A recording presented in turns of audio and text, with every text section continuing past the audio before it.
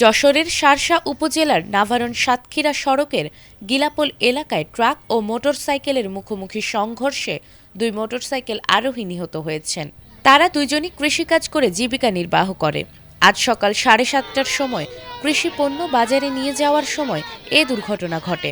নিহতরা হলেন শার্শা উপজেলার উলাশী গ্রামের সিদ্দিকুর রহমানের ছেলে শাহিন হোসেন ও আতিয়ার রহমান গাইনের ছেলে তোফাজ্জেল হোসেন।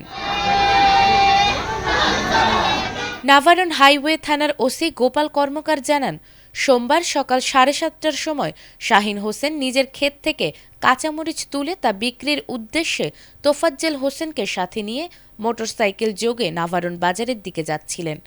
নাভারণ সাতক্ষীরা সড়কের গিলাপোল এলাকায় পৌঁছালে বিপরীত দিক থেকে আসা সাতক্ষীরাগামী একটি ট্রাকের সঙ্গে মোটরসাইকেলের সংঘর্ষে মোটরসাইকেলটি দুমড়ে মুচড়ে যায় এবং ঘটনাস্থলেই শাহিন ও তোফাজ্জেল হোসেনের মৃত্যু হয়। দুর্ঘটনার পরপরই চালক ও হেলপার ট্রাক ফেলে পালিয়ে যায়।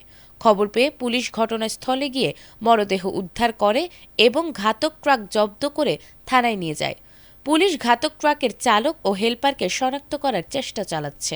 এই অ্যাক্সিডেন্টের কারণে, রাস্তার কারণে, সমস্যার জন্য দুজন জায়গায় মারা গেছে। এর দায়ভার এই সরকার কর্তৃপক্ষকে নিতে হবে, কারণ আমাদের সমস্যা হলো রাস্তার, অন্য কোনো সমস্যা না।